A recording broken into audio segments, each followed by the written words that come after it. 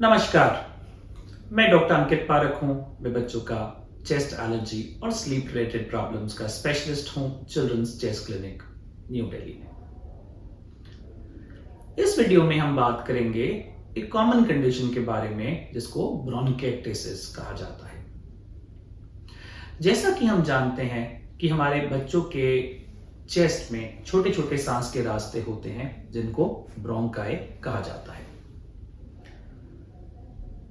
कभी कभी ये ब्रोंकाई की जो वॉल्स हैं ये कमजोर हो जाती हैं और ये फूल जाती हैं।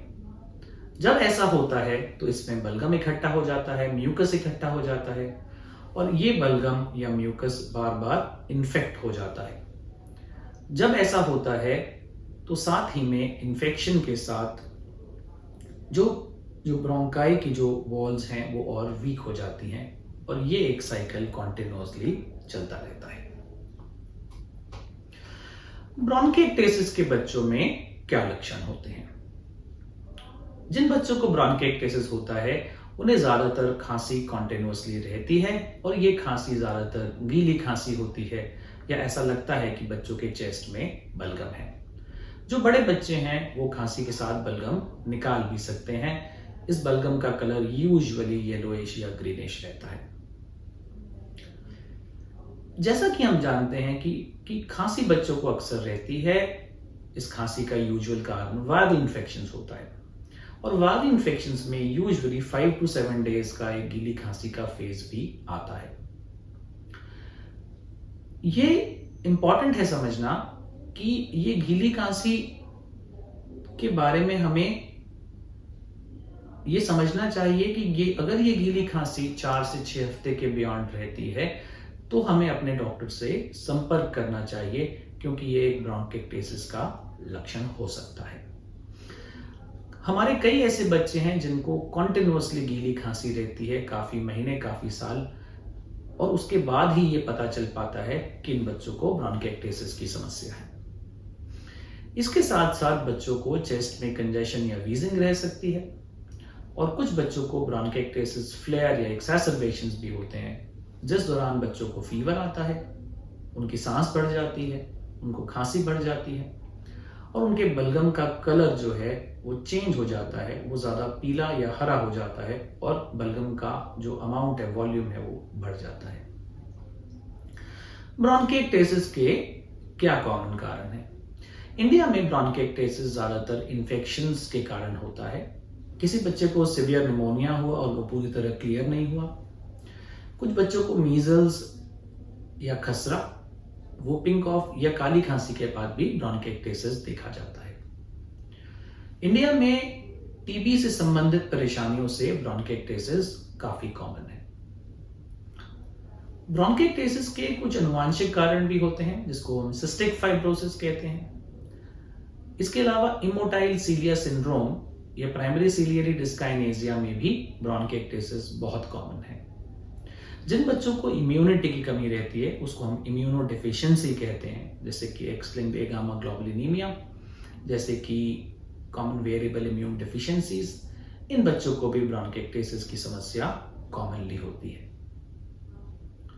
कुछ बच्चों को एलर्जिक ब्रोंकोपल्मोनरी एस्परजिलोसिस के कारण भी ब्रोंकाइटिस इंडिया में कॉमनली देखा जाता है। यदि बच्चे को ब्रोंकाइटिस से संबंधित लक्षण हैं तो हमें क्या जांचों की जरूरत पड़ती है? जांचें दो कारण से कराई जाती हैं। एक कारण होता है कि हम ये जानना चाहते हैं कि बच्चों को ब्रोंकाइटिस है या नहीं।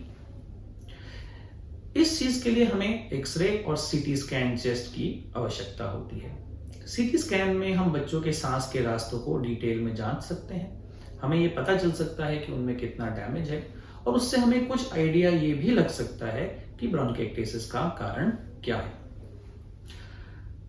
ब्रोंकाइटिस का डिटेल में कारण जानने के लिए कुछ एडिशनल टेस्ट की आवश्यकता होती है, जैसे कि स्वेट क्लोराइड का टेस्ट, इम्यूनिटी से रिलेटेड टेस्ट, ये जानने के लिए कि इम्यून डेफिशिएंसी तो नहीं है।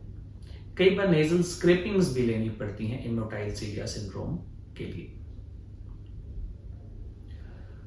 ब्रोंकाइटिस का क्या ट्रीटमेंट है?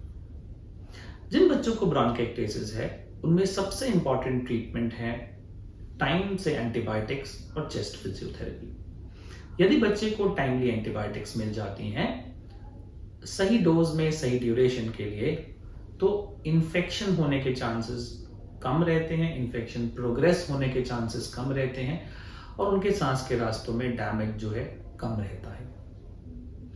साथ साथ चेस्ट फिजियोथेरेपी अगर रेगुलरली करी जाए तो बच्चों के चेस्ट में जो बलगम है, म्यूकस है, जो इकट्ठा हो जाता है और इन्फेक्शन क्रिएट करता है, उसकी मात्रा बहुत ही कम रहेगी।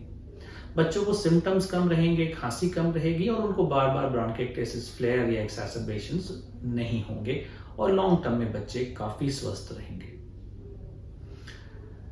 दूसरा ट्रीटमेंट इससे संबंधित है कि ब्रोंकाइटिस का कारण क्या है। तो यदि बच्चे को इम्यून डेफिशिएंसी है तो उसका क्या ट्रीटमेंट है, यदि बच्चे को सिस्टिक फाइब्रोसिस है तो उसका क्या एडिशनल ट्रीटमेंट है, या यदि बच्चे को सीलियरी डिस्काइनेसिया है तो उसका एडिशनल ट्रीटमेंट क्या है। तो यदि बच्चे को लंबे तौर पर गीली खांसी की प्रॉब्लम है, उसको चेस्ट में बलगम रहती है, उसकी खांसी क्लियर नहीं होती है, या बच्चों को वीजिंग की प्रॉब्लम होती है, तो बच्चों को ब्रोंकाइटिस से रिलेटेड संबंधित प्रॉब्लम हो सकती है। आपको एक पीडियाट्रिक पल्मोनोलॉजिस्ट से जरूर सलाह लेनी चाहिए। ये समझना चाहिए कि ब्रोंकाइटिस की समस्या है या नहीं, प्रॉपर जांच करानी चाहिए और प्रॉपर ट्रीटमेंट गाइडेंस भी लेनी चाहिए। ज्यादा जानकारी के लिए आप हमारी वेबसाइट ankitparak.com पर लॉग इन भी कर सकते हैं। धन्यवाद।